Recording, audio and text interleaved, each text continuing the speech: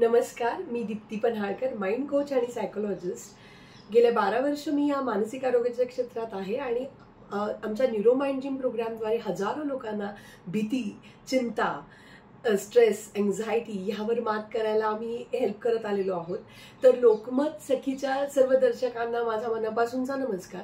आणि सगळ्यात महत्त्वाचा प्रश्न यात असा विचारला जातो की मानसिक ताणाचं नेमकं काय करायचं, म्हणजे मन जर तणावात असेल तर नेमकं काय करायचं. तर मित्रमैत्रिणींनो, ह्याचे अनेक उपाय आहेत की ज्याच्यामध्ये तुम्ही तुमचे ताणाचे मुद्दे सगळ्यात महत्त्वाचं एका प्लेन पेपरवरती लिहून काढू शकता.